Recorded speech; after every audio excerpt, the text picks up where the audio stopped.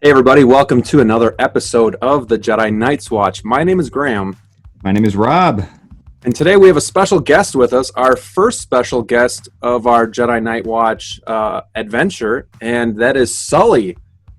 What's up, everybody? Thanks for having me, guys. Appreciate it. Thanks for joining us. Yeah, thanks for being a part of it. It's great. Absolutely. So if anybody doesn't know about Sully or who Sully is, Chris Sully, but you go by Sully, right? Too many Chris's in the world, so I made a decision. Yeah, let's go Sully. I like it. And so you have your own podcast, or do you have numerous podcasts?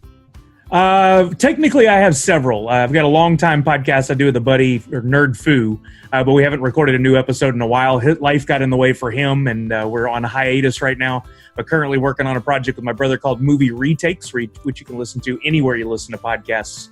And it's been a lot of fun because he and I haven't got to spend a lot of time together over the years. We're both huge movie fans, so we get an opportunity to review some of our favorite films and pitch our own ideas for what we think retakes of some of those classic films would look like. It's been a challenge and a lot of fun, and I'm really enjoying it. Do you ever review movies that you don't like and then do what the retake could have been, how to make it better? Yes, absolutely. We've challenged ourselves to change genres and to try some different things. I'm not a big horror guy. One of our episodes was Candyman, and I gave an idea for what I think a total reboot of that one would look like. And then we both bit the bullet and tried Dune, which if you've ever watched Dune, it's like 17 hours long, I think. It's a bit of a challenge. And the best compliment we've ever gotten about the podcast was, this podcast gave me a reason to like Dune again. So there you go. Yeah. Very nice. Yeah, I recently listened to the episode on Honey, Shrunk the Kids. That was pretty good. And I was a little upset. I feel like I'm the only one that liked Honey, I Shrunk or We Shrunk Ourselves. So I feel like I'm the only one that liked that movie. I need to give it another shot. On those, sometimes it's tough to sit down and watch three movies and prepare notes and stuff. So we might have cheaped out a little bit on that one, watching just the first one, but maybe next time. And then you do some Twitch gaming as well, right? Yeah, when all this COVID stay-at-home order stuff came down the pipe and we were put on a temporary furlough from Funko, I don't like sitting still. I can't do it. It's just not in my nature. I've been an entrepreneur for years, and though I've never created anything that's made me a rich man, it seems like every time I go back and try something new, it's like a new college education. And I've been very interested in streaming for years and had the opportunity to try my hand at it for some different types of things with Funko, not only doing some live video game streams around products that were coming out like Fortnite or even Overwatch, things like that. But then we did unboxings and we did conversations with people and we did these virtual cons. And I felt like I was pretty adept at trying my hand at all of those. And I wanted to continue to do that. And so I had made the decision to jump on Mixer, feeling like that was the more positive community. That was the better nurtured community. And I thought Microsoft will be behind this product forever. They have all the money in the world. And 2 months into that, Mixer yanked the rug right out from underneath us and said, nope, never mind. We're closing this down. So I moved over to Twitch. And honestly, it was like the best thing ever. I've been doing Twitch streaming for about 7 weeks now, I think, and have had so much success there. It has just been a real blast. I'm blessed to have so many friends. I don't like to call them fans, but friends that came over that are fanatics, that know me from different walks of life. Maybe were podcast listeners, came to Mixer, and then took the time to come over to Twitch as well. They've been super supportive. I got affiliate level on Twitch almost immediately, and now I'm working towards partner level, which is the highest honor that they give on Twitch. Crossing my fingers to get that email back any day. And I'm just enjoying it because I get to do all the things I like, and playing video games and making a little money. I mean, that's the dream right there. So I'm jealous. I'm rolling with it and seeing what I can do. I barely played video games since I've had kids now for 3 years, so I'm jealous. They'll get old enough and then you'll all be playing again. Yeah. That's what I'm looking forward to. Some Mario Party. There you go. No, I was just going to say real quick, I think that's what a lot of people like so much about you, is that you're so relatable with your friends, with your fans, and you are, you communicate with everybody. You're very, likable. So it's been nice. Like, I know whenever I was on Mixer, you would always, talk and read off the comments and just kind of get everybody involved, and I thought that was really cool. Yeah, I mean, I going back to like elementary, junior high days, I wasn't necessarily a popular kid. And I was one of those later to develop ones. So I was a tiny kid as a freshman. Now I'm definitely anything but tiny. I've gotten quite large over the years. But I learned to make friends from all walks of life. I was a cheerleader. I was in orchestra. I was in the SOAR program, or Gifted and Talented. So I knew people from all walks of life. And I learned you can be friends with anybody. It doesn't really matter what their background is, what they look like, what they're into. None of that matters. And so I've made so many friends over the years. And that really translated well when I went to work at Funko, because one of my favorite things to do was go to the conventions and be out what we called on the ropes. Whether you were selling stuff or just right out there at the barrier where everybody has a million questions that they want to ask, but everyone else is so tired or beat down, or maybe they don't feel comfortable being out there answering those questions. I just ran the gauntlet, and I got right up there from day one and said, anyone, you have a question, hit me up. I don't care if I've heard it 1,000 times, I'll hear it again. And I got to have so many great conversations with people about their collections and what they were into and what they were there at the con for. And to me, it was the perfect marriage. It was exactly where I needed to be. And eventually I plan to be back there in some way, shape, or form. I don't know what company that might be for, or if it's for my own thing, but I always felt like that was home, being on the front line at the cons, and I hope I get to do it again. Did you get first dibs on any of the con exclusives? Funko really kept it fair in that we couldn't be the ones to grab stuff off the shelf first thing in the morning. Like, we could get a couple items, but anything else you wanted to buy, you had to buy, and you had to wait till later in the day. So sometimes I could get the stuff I wanted, sometimes not. Luckily, it is good to have friends who are also there, and so if they managed to get in, I could get pretty much anything I wanted. Keeping it on the up and up, of course, but had a blast with it always. Still a collector. Nothing is going to change about that. I just bought the dock with the clock tower movie moment the other day. I went to HQ and snatched that up, and the new Edward Scissorhands and the dinosaur bush. Just fantastic figures that I had to add to my collection. And there's new Sully, Pixar, the remix ones out. I've got to get my hands on those. It's never going to end. No, never going to end. Are you a Star Wars fan? Absolutely. In fact, at one time I was stupid enough to think I would keep a complete collection of all the Star Wars pops. That became impossible. Yeah, the Baby Yodas are fantastic. I got the 10-inch, which I'm happy to have in my collection. I haven't picked up on all the other variants, but I saw that new one where he's holding the little chrome ball, the knob. I got to pick that up. That's pretty awesome. Did you see the Yoda on Dagobah where he's lifting the X-Wing up? That one looks pretty cool, too. Nice. So speaking of collecting and all of that, what kind of got you into collecting? What started you? I don't know what it was. I've just always had a collector's nature. I've always leaned towards collecting. I remember as a kid, my grandfather was showing me stamps and coins and even these little brass pencil sharpeners he would pick up when they were out traveling the country. And I guess that stuck. By the time I was like 10, 11, 12, I got into baseball cards. And man, went nuts with baseball cards. Every allowance, every birthday, I was buying something. I was getting the Griffey rookie, trying to get the Nolan Ryan rookie. I was all over the place with stuff. I was a big Don Mattingly fan, a Mark McGwire fan. I just got into that heavy, and that was at a time when baseball cards were a dime a dozen, and then watched it shift into, hey, you can get this one that has an autograph and a jersey in the card and stuff like that. And I started to notice the serial numbers on things, and I really got this collector nature up another notch to the point where I was like, I understand the rarity scales and these opening packs is like a lottery ticket for a kid, I loved every second of that. And so that just snowballed into all sports cards. I took a little break during high school and college when I was too busy with everything else. And then after college, I dove right back in. And of course, I collect the Funko stuff. I've got Mondo. I've got itty bitties. I've got enamel pins for days. I don't even know what to do with them. They're just everywhere. And then if you look behind me, I mean, there's just a bunch of different things that I collect. I'm into the Pez now. I'm into the tiny ghost you can see down in the corner from Bim Toy. And then there's probably 20 other collectibles that if I walk in the other room, I forgot about, because if they put a number on it and say it's limited edition, this guy's going to probably try to pick it up. So how many Funko Pops would you say roughly you have in your collection? I get that one a lot, and I honestly don't know, and I'd be scared to count. The only way I can actually tally it up is when we moved from Texas to here to take the job for Funko, which was 2,300 miles. We had to, we rented one of those giant like crate shipping container trucks, and you had to pay by the linear foot. So put the money down. We filled half of the truck with all the home goods. I mean, we Tetris that stuff in beyond belief to make it fit and get that linear footage down. And my wife was like, yes, we did good. And I was like, all right, now time for the collectibles. And we filled the rest of the truck. Oh, wow. So we didn't save any money on that, but it all made it across the country, most of it unharmed. I learned some valuable lessons in there.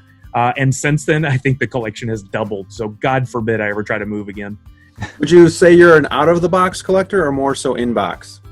I'm like 99% in-box. I definitely am a guy who's going to look at those corners and look at the sides and the back, and I'm gonna study it. Now, I don't freak out like some people. If there's a little ding, I'm still happy to have one in my collection. But if I'm standing in front of a wall of them, I'm going to get the minty one with the nicely centered sticker, and I'm gonna take my time to pick the right one. But I have several, like behind me over here. You'll see I've got some out of box. Especially we coined the terms. I think we did on the Funcast: one to rock, one to stock. So if I can get two of something, I definitely do, and keep a minty one in box and have one out. Okay. And I try when I can. Yeah, and I mean, collecting can definitely be a slippery slope once you get started. I know when we started collecting Funkos, it was like 0 to 100 really quick. And then all of a sudden we're like, the wives are like, what are you doing? And, slow down. And then when quarantine happened, I finally bought my first hot toy. And then that kind of like snowballed. And now I have like, all this back here. So it's like, definitely have to pace yourself. Instead of going 0 to 100, because then all of a sudden you're in trouble. So, but it's a lot of fun to collect, and there's something very addicting about it too. Oh, yeah, I have an addictive personality, so I have to be very careful. Right now, I am fighting to hold back on purchases just because I don't know where the world's going, where my pay is coming from. Still buying stuff.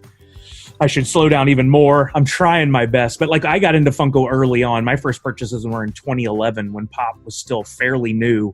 And for a year or two, I thought I was going to stay 100% complete on everything they put out.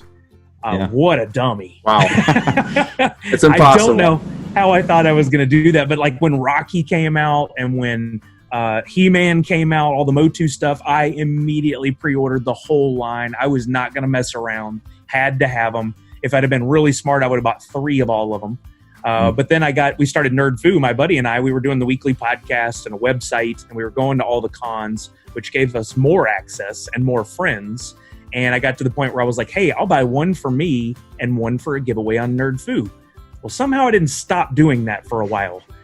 So for like 2 years, I bought 2 and 3 of everything I could get my hands on. And luckily I did that because it gave me trade fodder like you wouldn't believe. Like I've got trade materials for days still. And that's turned into giveaways on my Twitch channel. I went back to the archives and I pulled the stuff that I have 2 and 3 of. So I still have one for my collection, but now I can give it to somebody. I only paid $10 for it, maybe 15 back in the day. Even if it's worth $500, I gave away one of the holographic Darth Vaders on my channel. Wow. That's a $500 pop. And somebody got it during one of my streams. The second time I had the opportunity to give it away, somebody picked the right box and they got it. And I was super stoked to add it to somebody's collection. Man, that's amazing. Do you have, or what is your favorite to collect? Your favorite line? Do you have a favorite? Star Wars, something else? It's tough. I mean, clearly anything with Sully on it. You can see behind me a small percentage of that collection. I probably have 150 to 200 unique Sully items from Funko and Disney and everything you can imagine. But within Funko, as far as a license, I'm definitely a Pop guy, first and foremost. But as far as a license goes, it's tough. I have everything separated by license in the other room where I can, in my collectibles area. Star Wars is a huge chunk of that. Marvel is the biggest, and Disney probably ties that. By sheer volume of what they've put out, those have kind of won out. But I absolutely love the Marvel. I love the Star Wars. There's some of my favorite pieces are in those collections. So probably those two. Yeah. How about you, Rob? What are your favorites to collect? I would say probably movies, anything movies, television. Love the Game of Thrones. Love Marvel as well. I'm starting to get more into starting to collect those a little bit more. I kind of leaned more toward, Breaking Bad. I got a few of those. Stranger Things. Any Netflix, pretty much. HBO series. So pretty much what's big at the time, I'm into. So I like that they're expanding on the movies too. They're able to go back and get some stuff like Teen Wolf and more Back to the Future and Ghostbusters, the stuff I grew up on. Those are all absolute musts I can't pass up on. So yeah, love me some Teen Wolf. Hell yeah. I wish there was some more of that. I'd love to see some more. There's so many great opportunities there. I want him surfing on the van, man. That would be amazing. Cool. That would be cool. Yeah, there's one that Graham and I were talking about before that they could do with ET, like on the bike, with ET on the front. That would be really cool. That would be nice. And they've done a bike. They did Daryl Dixon on a bike. We could totally do it. Oh, yeah. Okay. Yeah. Yep. Yeah, that'd be really cool. I like what you talked about with another channel. I believe it was Toy Thug you were on about a month ago or so, talking about how comparing it to Beanie Babies and all of that, but how much different it actually is, where, it's Beanie Babies didn't really have a license back then, and I thought that was really cool how you explained that. Yeah, the question came up all the time, and I don't know if it's from people. I mean, clearly they don't understand. I get to see some things. I've heard conversations behind the scenes and with other folks who are big into collectibles. But people ask that all the time, like, is this the next Beanie Baby? Well, first of all, I think Pop has already lasted way longer than Beanie Babies did. I felt like that was a blip by comparison. Surprisingly, there's still some very valuable Beanie Babies out there. You'd be shocked to see some of the eBay sales if you still have mine. Oh, look, if you got lucky, there's some $40,000 Beanie Babies rolling around out there still. It's insane. Like, go look it up. I'm not lying. I've looked at recently and some are selling for big bucks. But yeah, like you said, the Beanie Babies didn't have licensing in the beginning. Oddly enough, I was at a grocery store earlier today and saw a Spider-Man Beanie Baby, and God, it was horrible. Like, I would never.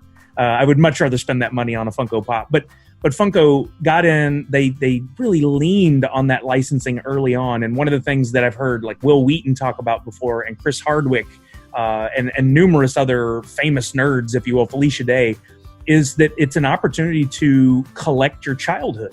They've all worded it in different ways, but we grew up on these things. I don't know if you guys watch The Goldbergs. It's a fantastic show, and the guy who runs it, Adam F. Goldberg, he gets it. He gets nostalgia on a level that no one else does. And so in every episode, the lead character, Adam Goldberg, has on a T-shirt that's like something amazing that I wish I had as a kid, like E.T. or Teen Wolf or Time Bandits, stuff that I don't think ever existed. I think he made it just for the show. And the posters on the kid's wall. Well, the posters and the handful of action figures we had were it. Maybe a lunchbox. And you sure weren't making stuff for like Greatest American Hero, some of these more obscure titles. And now Funko came in and they're making the main stuff, but they're also making these things that we never had access to before. And I can display it on my desk at work, and I can have it behind me on these streams. And it really allows me the opportunity to talk about my personality without saying a word. When I was doing Nerd Foo, we would talk with our friends there. And there was a guy who wrote in one time and was like, hey, I don't know if you guys have ever run into this, but people make fun of me for the stuff that I have on my desk. I have all my Pops out there. And I was like, why would anyone make fun of you? Do those guys ever wear a football jersey? Because they're basically doing the same thing for sports. Why is that any different? Like, just put your chest out and enjoy what you're collecting. And if you don't want them being around you, don't talk to them. It's that simple. Right. Everybody has these fandoms. We want to show them off. And Funko, with Pop specifically, gave us an opportunity to do that like no other product had in years. Oh, yeah. I feel like there's something for everybody with Funko Pops as well. Like, no matter what you're into, if you just like sports, they have football ones. Like, if you just like movies, they have every movie. If you like TV shows, superheroes, there's something for everyone. So anybody could collect even just a few and be happy, And like you said, I like the point you made where you can kind of see my personality just by kind of some of the Funko Pops I have. I have a baseball bat case here, and it's got like my Batmans, my Supermans, Wonder Woman, Predator, Alien, Diehards, Turtles. It's just all my childhood heroes. And it kind of just tells a little bit of a story about you. I like that. It's pretty cool. Yeah. I mean, how else can you do that other than your clothes, which at a job you may not necessarily be able to wear a fun T-shirt that shows off what you're into. That may not be part of the dress code, but what you have on your desk, when we could actually go to offices. Yeah, that was a big part of my personality. Was I started working them into my job when I was back in Houston, and before long I was that guy with the toys on his desk, and I just like, yeah, I am. Come on by, let's talk. Yeah, another good nostalgia movie. Well, I guess it's not really nostalgia, but Steven Spielberg did a really good job with Ready Player One. I know the book came first, and that was a great book, but I don't know if you've seen that movie. I had a lot of fun with that. Yeah, absolutely. I'm not a reader, but that came in one of the loot crates, the paperback. Okay. Yep. And I was a loot crate guy for a long time, and I had a bout of insomnia one night, and sat down and cracked it open, and 48 hours later, I was done. That is one of the best things I have ever read, period. And so I was super excited about the movie. I listened to the audiobook with Will Wheaton. Yep. You have to say it that way, Will Wheaton. He did a fantastic job, and I'm stoked that there's a sequel coming. I can't wait. We've only got for that. 3 months. Yeah, I'm November, ready. right? Uh-huh. Yeah. Yep. The theaters in November? Well, the book comes out in November. Oh, the book. Okay. Yeah. But I'm sure they'll make a movie. I thought I heard they were. Maybe I just heard about the book. I thought they were making a second movie about it too. They will. The first one did pretty well. The book's going to do well. And when they get back to making movies, most of that one's done on a green screen. So they could probably do that before they could do a lot of other stuff. Yeah. So speaking of movies, do you think Funko will ever do a Funko movie kind of like Lego did? I mean, at one time it was, I hate to use the term, I stay away from the term, but it was leaked. There was a rumor going around that was they were going to do something. I think it makes sense. I don't know of anything specifically happening, but I think it makes sense. I don't think Funko has gotten to the Lego level, but it is certainly on its way. I mean, Lego's a 100-year-old company, and Funko has really only been in the limelight since maybe the last decade. Yeah. But they've just risen astronomically. It's amazing. And I watch now when I jump around on Twitch or I'm watching a TV show or a movie, I'm constantly looking in the background, and Funko appears so many times over and over and over again. I love it. I think it's not only is it at the forefront for us nerds, us geeks, but it's becoming part of the everyday conversations for so many other people out there, whether they know it or not. It just makes sense eventually. Well, watching Toy Story 4, I was really hoping that I'd see some Funko Pops in the background, and maybe Toy Story 5. That would be amazing. Yeah. I mean, it would make sense. Did y'all see the little cameo in The Boys season 1? There was a little pop in there for one of the characters. I did not. It's a quick flash, but it's in there. I've only seen the first few episodes of that. I need to go back to it. It's good. It's good. Yeah, keep your eye out. You'll see it. And that was not a thing at the time. Hadn't even been talked about. And then they eventually made the pop for that character. I forget what his name is. Something Train. And it looks almost exactly like what was shown in the episode. So whoever customized that one helped decide whether they knew it or not. Those are the things that, kind of make movies great. Those little things that pop in each scene. So do you have any Easter eggs? Yeah. Oh yeah. Easter eggs. Exactly. So I actually came across you the first time through Top Pops. Oh, nice. When he went to the convention. Now I remember seeing your face way back when, but that's really when I started getting into all of your podcasts and everything that you were doing was through Top Pops. So so I'm pretty new to all of the Funko and all that stuff. I mean, we've been doing it 3 or 4 years. Like I would say really hardcore. I think I got my first Funko Pop, Leonardo, back in 2014, maybe 15. Got it for a birthday gift, and then I collected a few Game of Thrones, and then met up with this guy, and we've been going at it since. For a while, I had everything in the Game of Thrones line outside of the really expensive exclusives like Headless Ned, but I had every number. But then as I started getting to close to the 100 range, space is kind of limited, so I did thin out a couple of my older ones, like the ones that maybe weren't as good as the new ones with the paint jobs and stuff. So I still have the majority of the Game of Thrones, and then I think my second highest collectible is probably Star Wars. Nice. Yeah, Tristan's great. I love Top Pops. I got to meet him at the cons first. He came to HQ. We got to hang out up there a little bit. We podcasted together, and we always made sure, as the Funko marketing team, we got to work with influencers and different folks. And Tristan represents the brand so well through his positivity. There's plenty of people that wanted to represent the brand, but they came at it in really unique ways, and sometimes with a lot of negativity and hostility. And personally, I was never a part of that. I am all about positivity. Even if you disagree with a policy or you think something's not up to snuff, you really have to look at it through different lenses.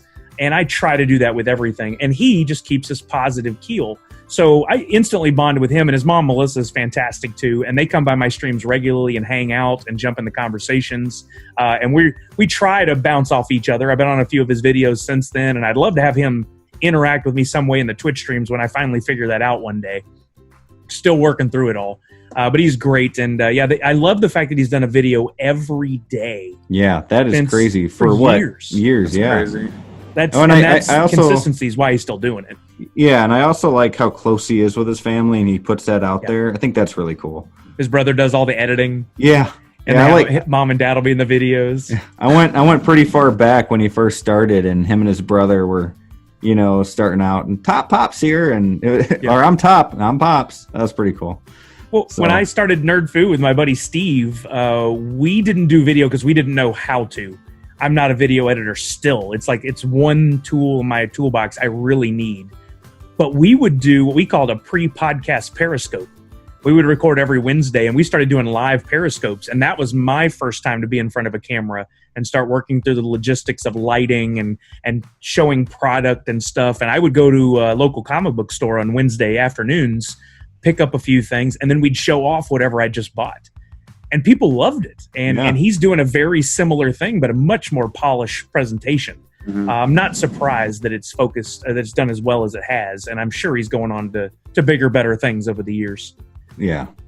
So you're from Texas, right? Yes, sir.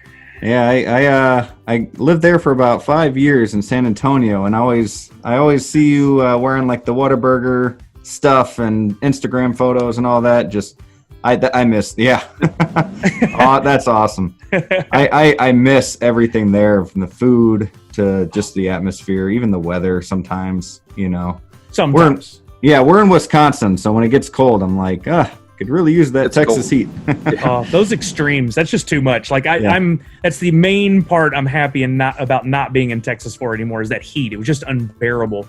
But I was at Houston where the humidity was through the roof too. San Antonio, best Mexican food and margaritas in the world, hands down. I miss that so much, because up here what they call Mexican food is not Mexican food. Right. It's not even close. It's all there's no hot, there's no spice to it. Their margaritas are always they're not frozen. I love a good frozen margarita. The Riverwalk in San Antonio is amazing. Or Austin. I could go to Austin for barbecue and Mexican food any day. Oh yeah.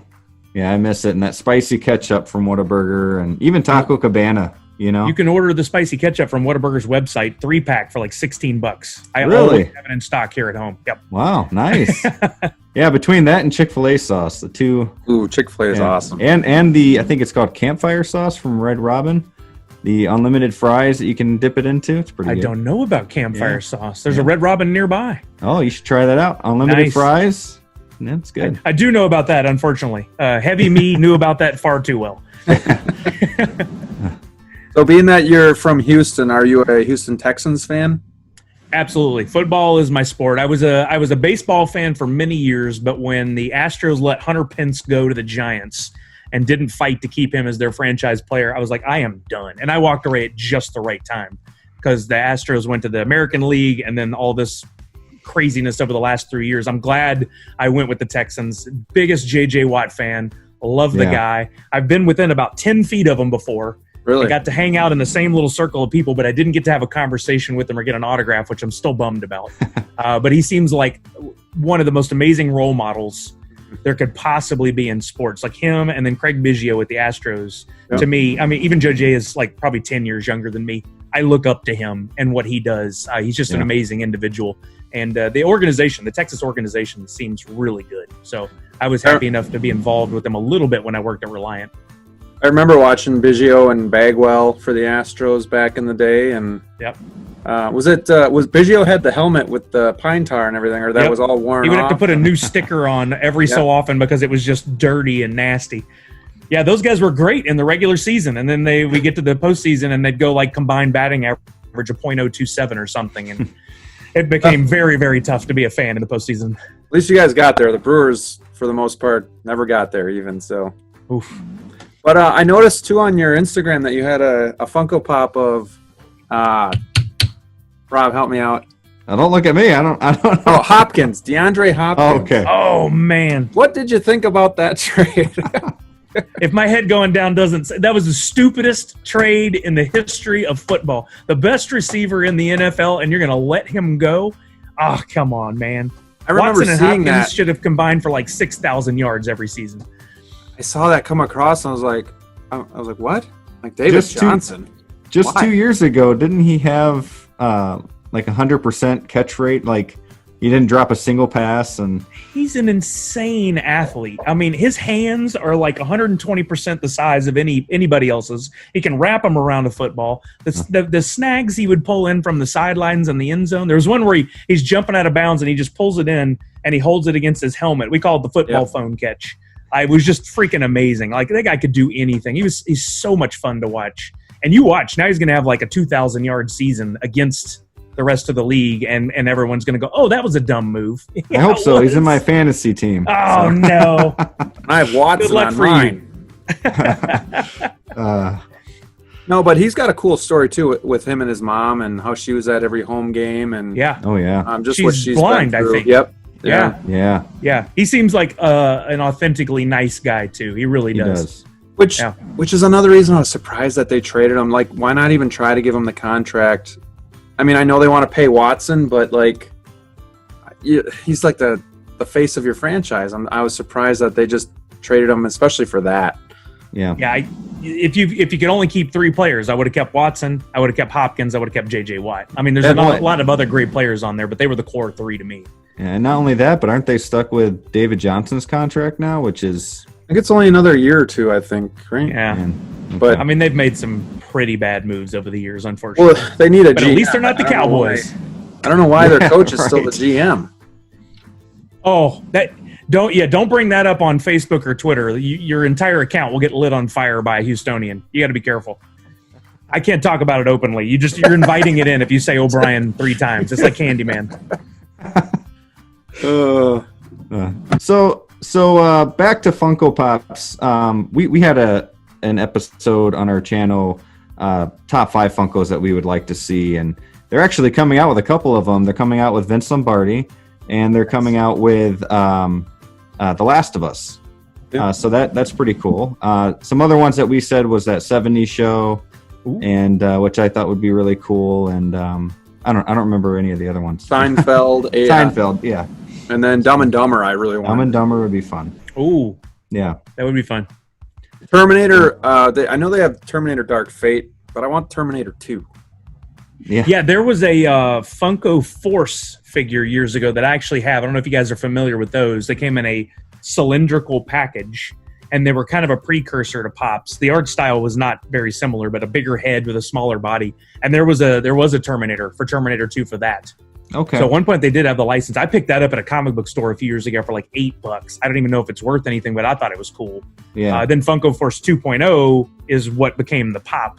If you guys have ever seen those bubble packages from back in the day, the early SDCC Batman and Riddler and Penguin, those were Funko Force 2.0 that became Okay. Pop.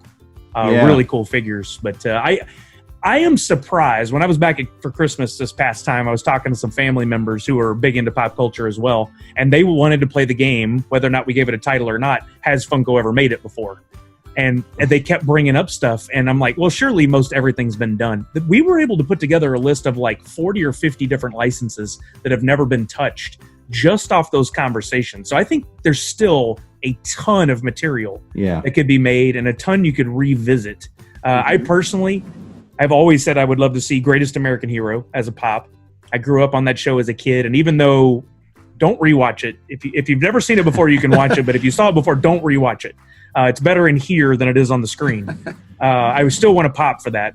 I want Eminem, would be amazing. All of Linkin Park in like 80 different variants for Chester. I would buy every single one of them. I think that would be amazing. And after that, I could name off characters here and there, but there aren't any that I'm just like dying to have until you say it. And then I'll be like, oh yeah, that's an absolute must purchase. Yeah. But I just don't have it on the top of my head, you know? Yeah, I'm a huge Small Soldiers fan.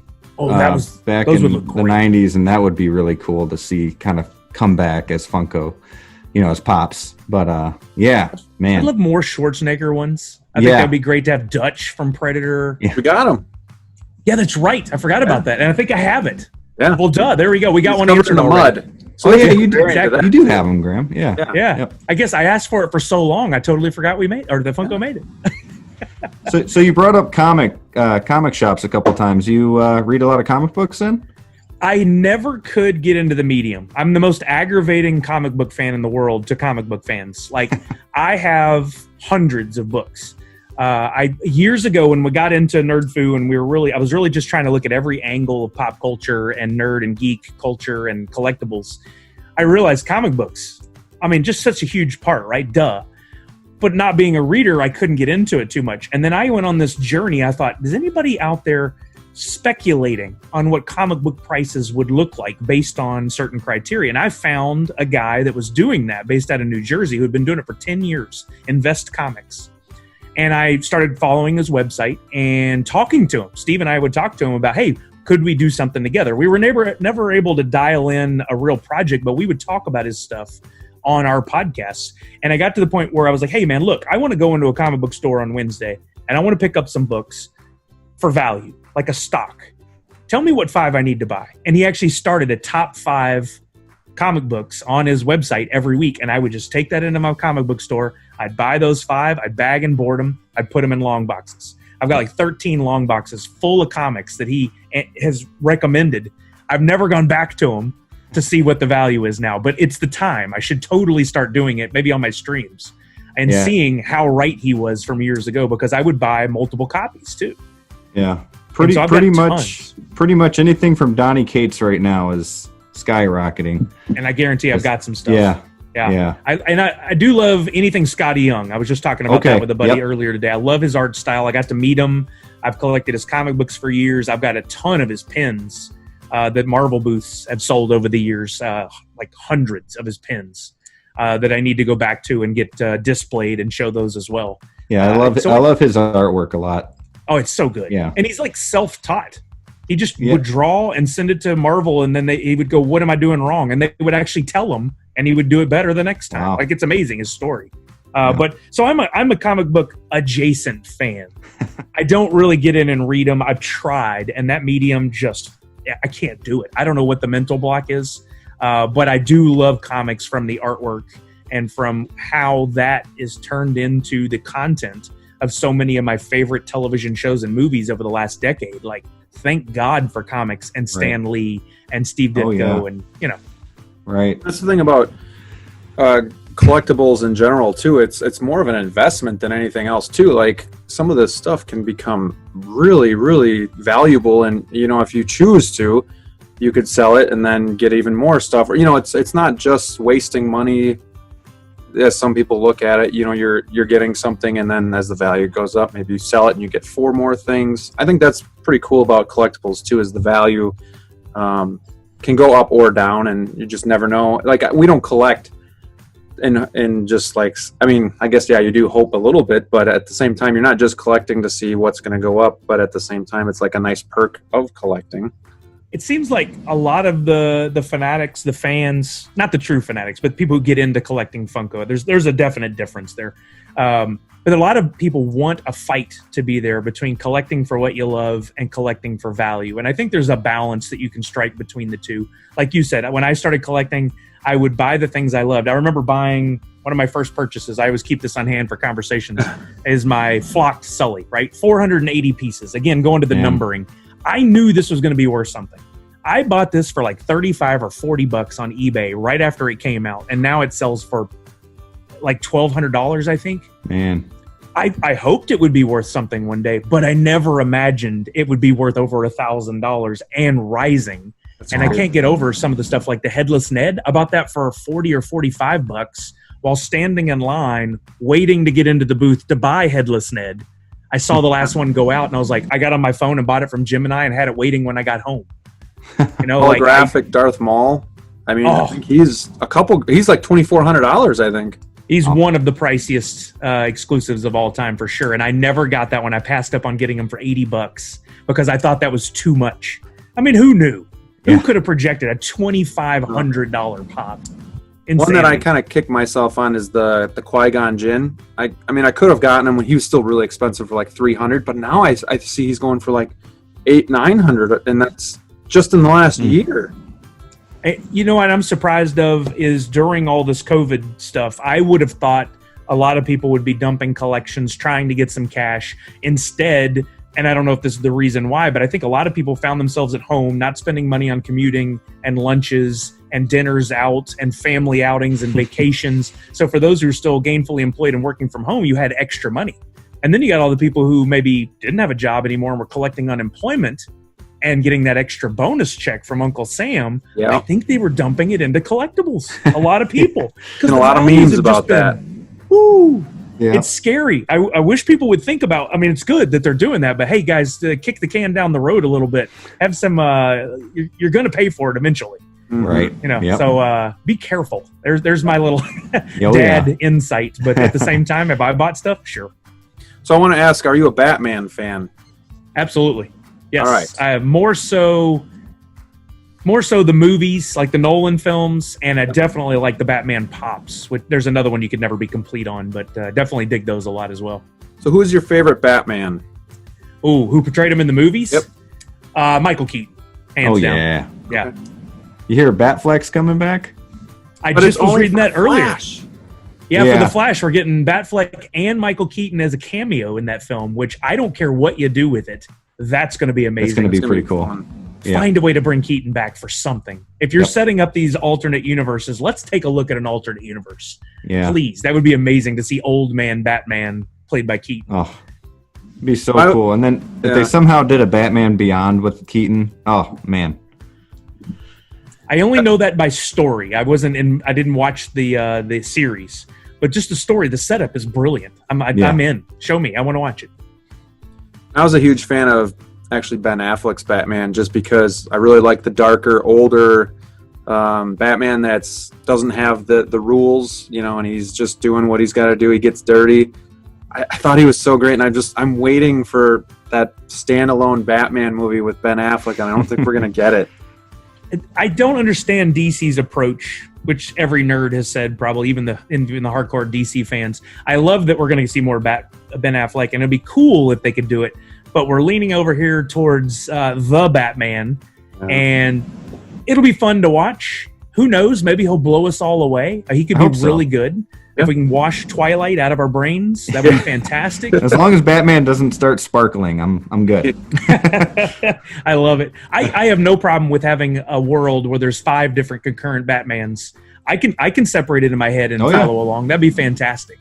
Yep. But still, Marvel's killing it. Sorry. And I always thought that Oh yeah. Heath Ledger was going to make a terrible Joker, and then I saw the first trailer, and I was like, okay. So after that happened, I'm like, I'll give anybody a shot, and because Dark Knight is one of my absolute favorite movies of all time now. So once I saw that, because I just remember I was just like, this is going to be trash. I don't even want to see it.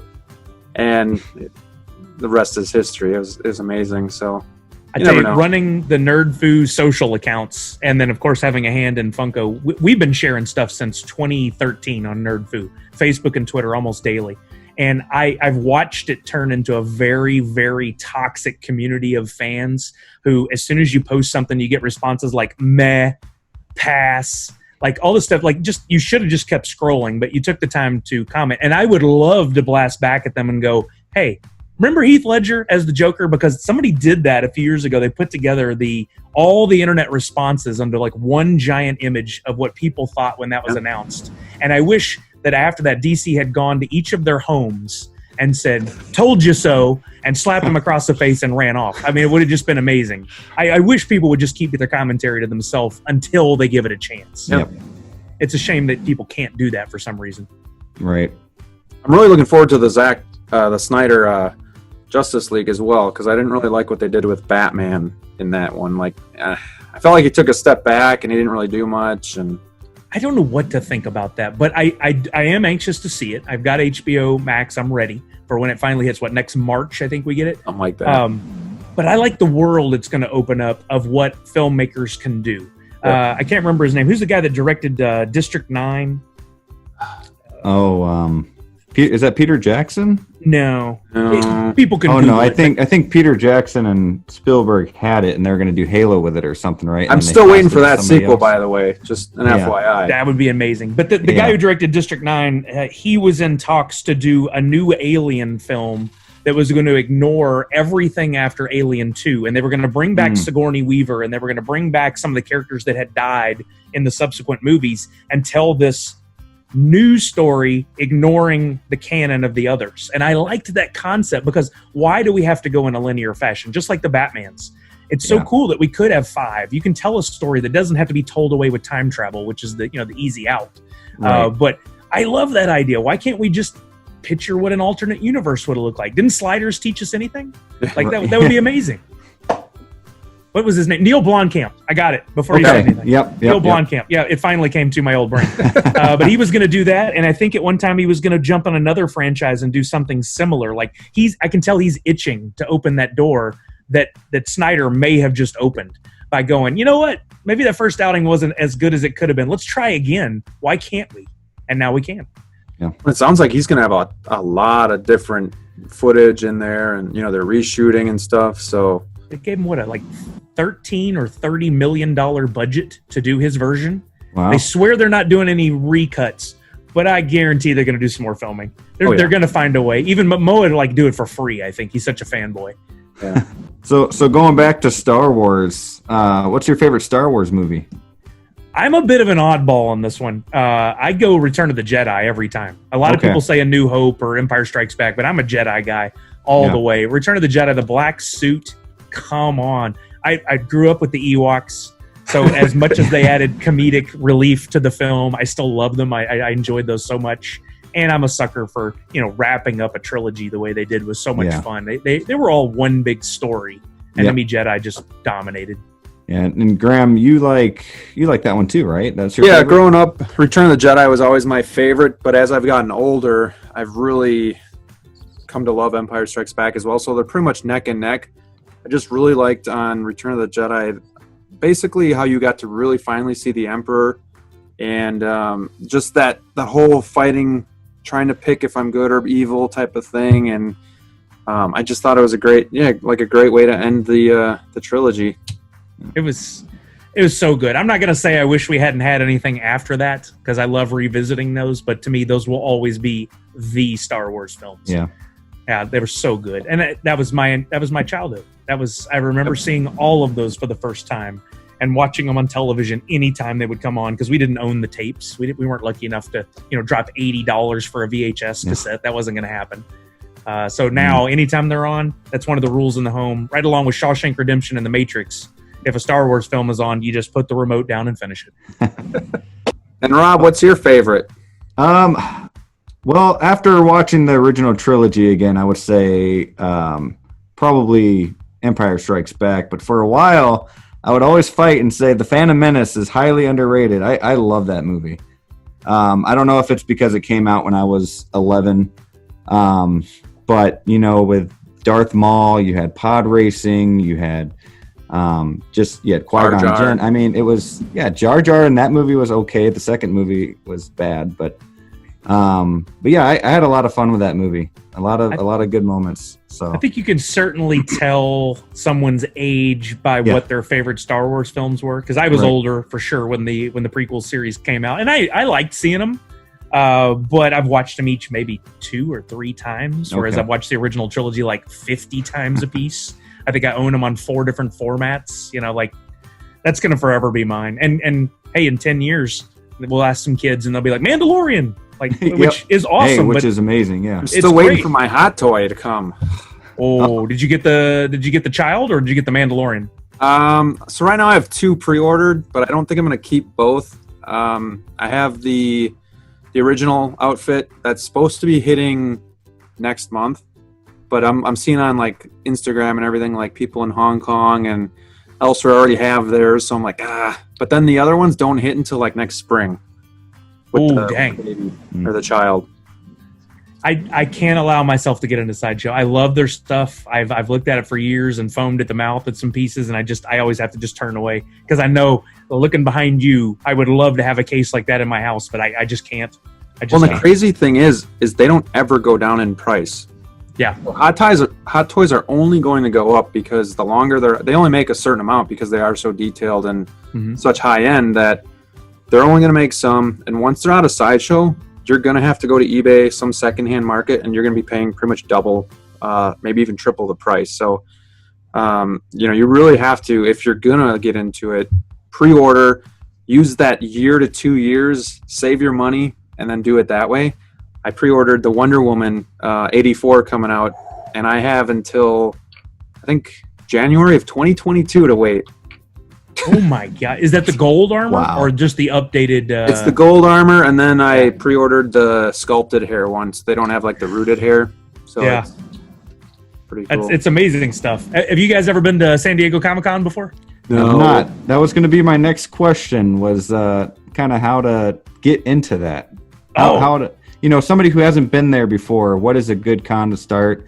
If it's a local con, or, if you live in Wisconsin, how do you fly to San Diego and get a hotel and do all that, I love this question. This is something we definitely focused on with Nerd Food. The reason I'd ask y'all if you had been is if you go, you would die seeing the Sideshow booth because they have just glass case after glass case showing off everything. It's immaculate.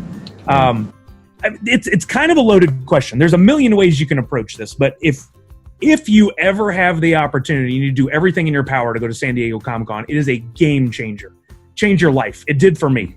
I was lucky enough in 2012, my buddy Steve, who eventually started Nerd Foo with, we had worked together for years and knew each other and knew we shared some similar interests. We'd gone to a few movies together with some other friends, and he just calls me up out of the blue one day. He's like, dude, would you go to San Diego Comic-Con with me? I'm like, I honestly, in that industry, like I've seen it in movies and stuff before, but can we go? And he's like, yeah, we can get tickets if we're lucky enough.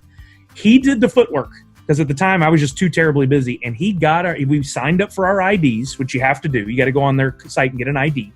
And then when the time came to go in and buy tickets, we were sitting at our computers, and we got lucky. We got Thursday and Sunday that first year. We didn't get Friday, Saturday. We had no one helping us. It was just us, which you can't do now.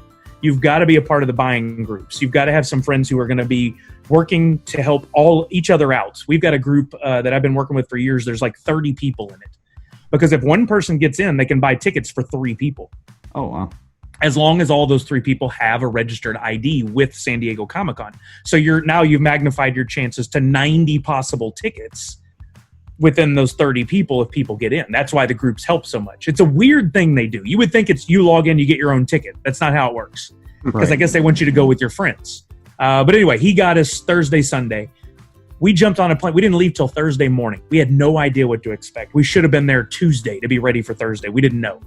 We get there. We get off the plane. We take our time checking into the hotel, which that's a whole different ball game I can tell you about later, just getting a hotel room. And we walk over to the convention center, and immediately I'm just like deer in headlights. Like, whoa, this is massive. Like the entire city is taken over. There's cosplay everywhere. There's people walking around with these tubes and these collectibles. And like, this is home. Like I am here with my nerd family. I already love it. And then we walk on the show floor and we go to panels, and every bit of it, I'm just blown away. We didn't sleep that entire time. I think we got like 2 hours a night. We absorbed everything we could because we didn't know if we'd ever get back. So we would hit the convention during the day. We would get into Hall H anytime we had a chance to watch panels. We'd wait in line overnight. I think we slept in line for the Firefly panel. 10th anniversary, I stood in line for 9 hours because you had no idea if you were going to get in. I got in. I was in the room to see this anniversary panel with every other Firefly fan. We were crying in the audience, looking back at the highlight reel of our favorite episodes. It blew my mind. I stood 10 feet from the cast of Breaking Bad who were on stage at one point and was just like in awe, taking grainy, crappy photos with my little piece of crap camera. Every aspect of it, even being completely worn out, tired, nauseous, sick at the end of it, was amazing. We loved it, and we vowed we are going to make this part of our life. And I may have taken it too far, but this would have been my 9th year in a row to go. Oh, wow. Love it. It is such an amazing time. And I've talked about this ad nauseum with every other nerd friend I have, and I could talk about it for the next 30 years. Every person can go to San Diego Comic-Con, and every single day can have a completely different, unique experience.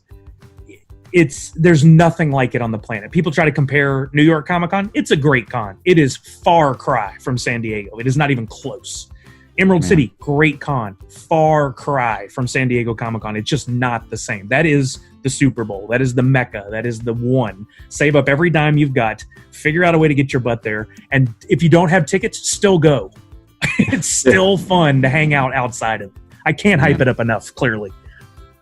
Man, love to go. One of these days, right, Graham? One of these years. One of these years, yeah. You got to. I'll go to work at anybody's booth next year. If you're watching and you need a booth babe, I will be there. I'll do whatever you want, as long as I have some free time to walk around. Yeah. That's awesome. Yeah, and I never really knew that, I guess, San Diego was like the Mecca. I knew of it, but I didn't know it was like the one, the biggest one. I just figured they're all kind of their own entity, and that's how it was. So that's pretty cool to hear about. What really sets it apart, few things, again, I could talk about this for months if I was given the opportunity, is that the con doesn't stop at the ends of the convention center. New York, once it's over, people pour out into the city, they go their own ways. That's it. Emerald City Comic Con, same thing. There is no presence outside of the con except at San Diego. The entire city, the Gaslamp district that's right across the way from the railroad tracks, hotels blocks and blocks away, different buildings. We went to, our first year, we went to some Grey Goose or Sky Vodka thing at the planetarium. We got invited to get on a random bus to go to the planetarium, which was like a 45-minute drive away, to watch trailers in the full like domed IMAX experience. Wow. I didn't know things like that existed. I mean, that entire city is taken over and people don't sleep. You can be out there at 2 a.m. and there are people all over the city. So you get your money's worth, and San Diego is gorgeous. So, I mean, you want to be out there. I mean, we slept overnight on the concrete that first year, and it got really chilly in the evening. Since then, it's always been pretty warm when I've been there, but it's always been pleasant, even on the hottest days. It's just, I could go on forever. It's so much fun. I've had so many crazy experiences there because every celebrity under the sun goes too. I've seen Nathan Fillion. I've seen Zachary Levi. I've seen, God, you name them. I've seen them at the con walking around, been within feet of them, run into them, gotten photographed. My Steve has been on an elevator with Castiel from Supernatural. I walked onto an elevator full of the Agents of S.H.I.E.L.D. cast. Oh. Like, you never know what experience you're going to get next walking around. And without fail, every year there's been at least one of those amazing stories. Last year, we saw Mark Hamill. He came to Fun Days. I was like 2 feet from the man. It was amazing. Wow, that's pretty cool, man. So do you have any future plans with your podcast that you plan on doing? I don't, not to give any episodes away that might be kind of surprising and all of that, but continuing to do movie retakes for a while, I'm assuming? Absolutely. I mean, this is my brother's first foray into it. I've now recorded probably 425 plus episodes of different podcasts over the years. Okay. Thanks to a site called Podchaser, I figured that out, but you guys should check it out if you get a chance. I want to podcast forever. If it's up to me, I'm going to always be doing it. My brother is loving it too. So movie retakes, we're going to be going for a while, hopefully. Things have definitely changed for us. We were just talking about it on our live last night on YouTube, in that when we started this back in February, we thought there's always going to be another reboot, retake, reimagination, whatever, at the theater at all times. So we're going to have content for years. And then, of course, COVID happens. Things have changed. But there's always still a discussion about, hey, we're going to remake this. We're going to reboot this. We're going to make a TV series out of this. So we're taking all that and turning it into content. And then we had to get creative. This last episode we recorded with Spaceballs. There's no sequel for that coming. We called it a what if. What if they did a sequel to Spaceballs? We had to get creative. And then this week we've gotten 16 new ideas because of all the news that's been dropping. We're going to be good for a while, and we have fun with it. And the chance to get to hang out with my brother is probably the best part. Because he lives in Canada, in Ottawa, on you guys' side of the country. And so we don't see each other very often. Now we get to see each other once a week or once every 2 weeks, and it's been a blast. So we're going to continue to build that. We've got some ideas on, of course, future episodes, what the content will be like, expanding the podcast to cover some different topics and try some different bits. We just started our lives last night on YouTube. Was our very first YouTube live of movie retakes, where we just talk to people, answer questions on the fly, have discussions about things. who knows what that's going to go into next. And I'm bouncing around with a couple of other ideas with different people for some other possible podcasts. But I only want to get into it if the people are going to commit and make it a long-term thing.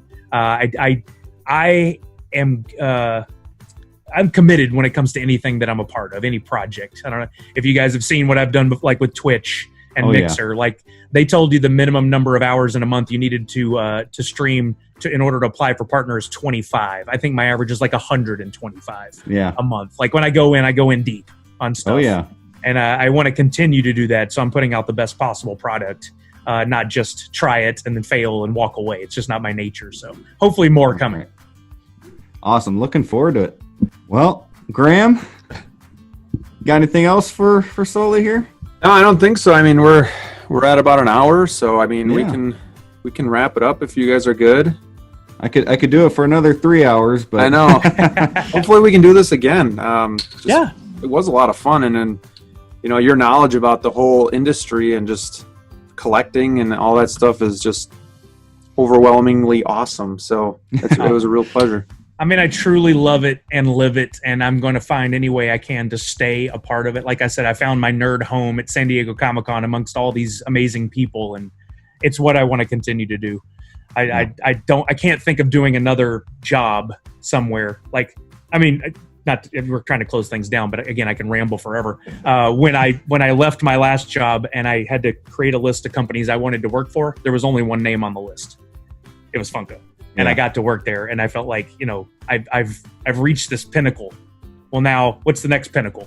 As long as it's in that industry, I want to stay with that. So hopefully we'll find something, or I'll make something. We'll see. Yeah, that'd be awesome. Well, really looking forward to seeing it all unfold for you. Thank you for having me. I appreciate it, guys. It was a lot of fun. Can't thank you enough to being on the show, and I know it took us a couple months to figure it out, and very unprofessional the way we emailed you to do it, but no, not at all. That's what makes it easy to talk to you, and just kind of one of the guys. So very cool to have you, and thank you again.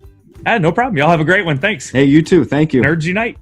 Nerds Unite. All right, guys. Well, thanks for watching, and don't forget to like and subscribe to the video and ring that bell so you know when we have new content coming your way. Big thanks to Sully. You can find him on his podcast, which is Movie Retakes, also on Instagram, CS Sully. And again, thank you very much. Until next time, we'll see you guys soon. See you soon. Goodbye.